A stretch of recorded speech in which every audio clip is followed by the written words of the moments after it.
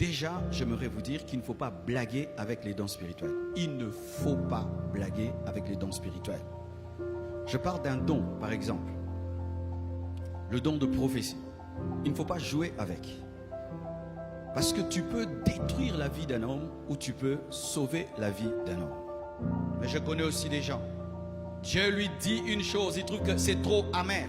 Quand je vais dire, j'aurai pas l'offrande du prophète, et tu cajoles la personne, tu la cajoles et la personne reste malade dans ses péchés et Dieu la juge, la frappe. Mais sache que lorsque tu as reçu une prophétie amère et tu ne la donnes pas et tu donnes des sucreries, Dieu jugera la personne et te jugera aussi parce que tu n'as pas été une bonne sentinelle.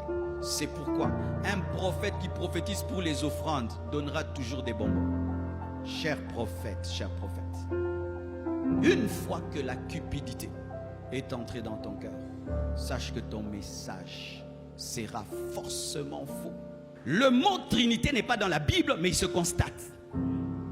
Nous constatons dans la Bible qu'il y a le Père, le Fils et le Saint-Esprit. Et le Père te donne la loi et te fait entrer dans la grâce. Le Fils donne le ministère apostolique, prophétique, doctoral, évangélique, pastoral. Le Saint-Esprit donne les dons de puissance, les dons de révélation et les dons vocaux. Lorsque tu désires les dons, va auprès du Saint-Esprit. Lorsque tu désires le ministère, va auprès de Jésus. Lorsque tu désires les dispensations, va auprès du Père. Mais comme le Père, le Fils et le Saint-Esprit sont un, ça veut dire que les dons ne contredisent pas les ministères et le ministère ne contredit pas la grâce. Et la grâce ne contredit pas le ministère et le ministère ne contredit pas les dons. Et vous devez savoir ceci, le don n'est pas une dimension. Le don n'est pas un niveau spirituel, c'est un don.